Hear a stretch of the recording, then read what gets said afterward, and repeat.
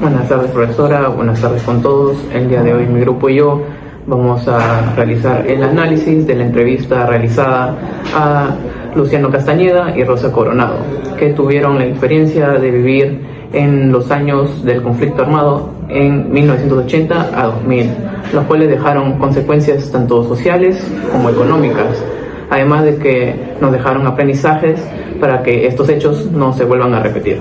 Así que vamos con el análisis. Con la entrevista, sus nombres, por favor. Rosa Herminia Coronado Romero. Luciano Castañeda Patiño. Muy bien, vamos a empezar con la primera pregunta. ¿Cómo era su vida y la de su comunidad durante, antes y después del conflicto armado interno de 1980 al 2000? Bueno, para empezar, yo soy de Sullana, Piura, del norte del Perú. En nuestra comunidad no se sintió muy afectada, ya que el mayor impacto lo tuvo la parte de Junín y acá mismo en Lima. Sí hubo familiares que vivían acá en Lima y sí se sentían bastante afectados, porque era muy común los cochebombas, los atentados a ciertas entidades. Bueno, en mi caso yo les voy a hablar sobre los coches bomba en el Perú. Bueno, en el Perú los coches bomba fueron utilizados durante la época del terrorismo entre los años 1980 y 2000. Estos atentados, cometidos principalmente por el grupo terrorista Sendero Luminoso, causaron muchas víctimas y graves daños en Lima y otras zonas del país, según el diario oficial El Peruano. En conclusión, conocer estos hechos nos ayuda a valorar la paz y democracia y a rechazar toda forma de violencia para que no vuelva a repetirse. Tuve una experiencia muy cercana a mi familia, ya que, por ejemplo, mi mamá era madrina de un oficial. En ese entonces era un oficial de la policía llamada de la Guardia Republicana. Entonces ese señor había estado sirviendo en parte de la Sierra de Piura, y este señor sufrió un atentado terrorista ahí en el lugar donde vivíamos, en Bellavista, Sullana, y ahí lo mataron terroristas ahí, solamente por haber estado cumpliendo su deber. Entonces, digo esto porque, bueno, mi mamá fue al sepelio y ahí se habló, se dijeron sobre ese atentado, ¿no? En la revista se habla sobre los atentados en Piura, específicamente en la región de Bellavista, en Sullana.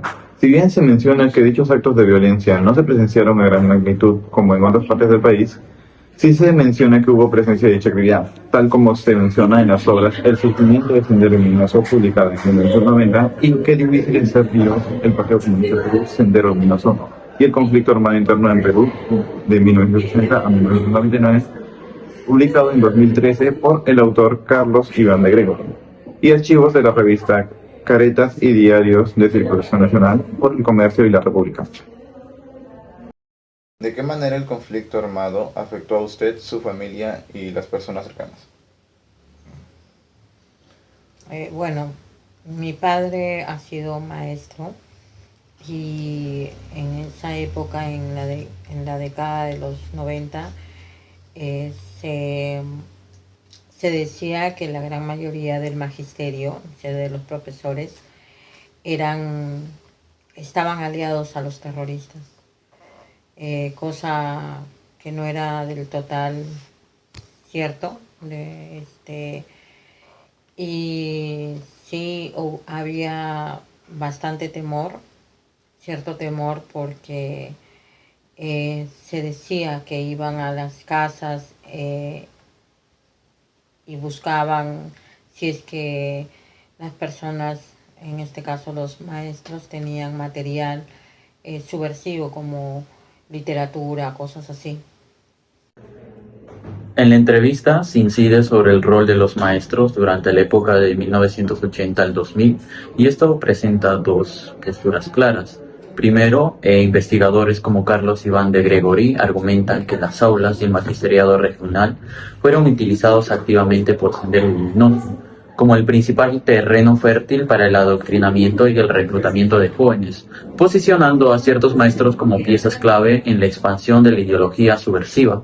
Por otro lado, como lo menciona la entrevistada y también la Comisión de la Verdad y Reconciliación, CVR, se destaca que los maestros sufrían de vulnerabilidad y estigmatización, señalando que la gran mayoría de los educadores quedó atrapada en el fuego cruzado. Fueron injustamente perseguidos por el Estado bajo la sospecha generalizada de ser terroristas, mientras que al mismo tiempo eran coaccionados, amenazados o asesinados por los propios grupos subversivos al negarse a colaborar, principalmente en regiones como Puno o Huancavelica, donde el Estado accedía difícilmente. ¿Cuál es el momento que más recuerda de esa época y por qué? Yo recuerdo cuando fue la toma de la embajada y ahí estuvieron cuando encerraron a muchas personas en, ¿cómo se llama esto? ¿Lo vas a Japón? La embajada de Japón. Y en esa época unos familiares directos, familiares míos que vivían frente a mi casa, habían viajado por un motivo familiar acá a Lima y no pudieron retornar de inmediato, ya que todo estaba, habían suspendido vuelos, habían suspendido viajes por el tema de que había el temor de que los mismos terroristas que habían tomado la embajada de Japón pudieran tener conexiones fuera y atacaran a más personas. Entonces, mi familia sí se sintió afectada porque no podían viajar en ese momento. Por ese motivo lo recuerdo. Respondiendo al video de la entrevista que pudimos ver previamente, hablaré sobre la toma de la residencia del embajador de Japón, uno de los hechos más importantes del conflicto armado interno en el Perú.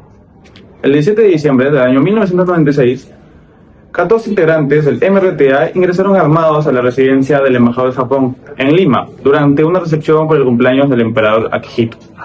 En ese momento tomaron como rehenes a cientos de personas, entre ellas ministros, diplomáticos, empresarios y altos mandos militares.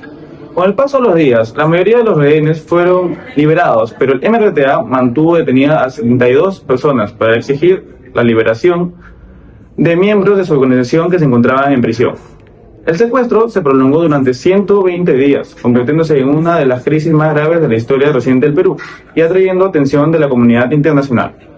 Finalmente, el 22 de abril de 1997, las Fuerzas Armadas de la Operación Chavín de Huanta tuvieron una intervención planificada que permitió rescatar a los rehenes durante el operativo. Murieron 14 miembros del MRTA. Sin embargo, se logró una exitosa operación y se pudo rescatar y resolver este conflicto que fue muy hablado y muy problemático, el cual nunca debería volver a pasar. No solamente fueron estos grupos que dieron terror a la población, que hicieron terrorismo, sino también de alguna manera fueron el ejército, los policías, que se supone que ellos deberían dar tranquilidad, deberían dar estabilidad, también actuaron de una manera errada. Okay. Entonces, ese tipo de cosas se deberían mostrar a la juventud, a las nuevas generaciones, para que no se olvide, para que se marque y lo tengan presente, que en nuestra historia sucedieron esas cosas y no se repiten. En esta parte de la entrevista se destaca que las nuevas generaciones deben conocer lo ocurrido durante el conflicto armado interno para evitar que hechos similares se repitan. Se menciona también regiones como Ayacucho, Junín y El Brae, donde la violencia afectó gravemente a la población. Aunque Fuerzas Armadas combatieron el terrorismo, el informe final de la Comisión de la Verdad y Reconciliación señala que algunos de sus miembros también cometieron violaciones de los derechos humanos.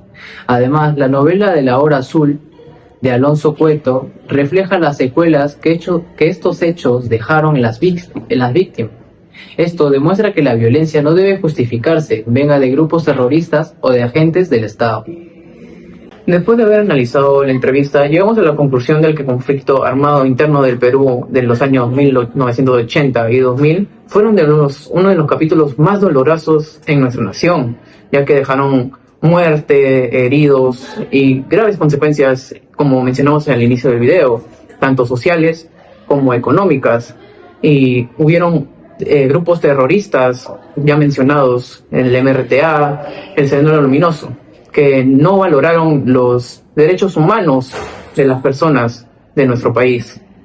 Aparte que las zonas más afectadas fueron las rurales, ya que, como sabemos, el Estado no brindó la seguridad necesaria, haciendo que se encuentren muy vulnerables ante esta situación.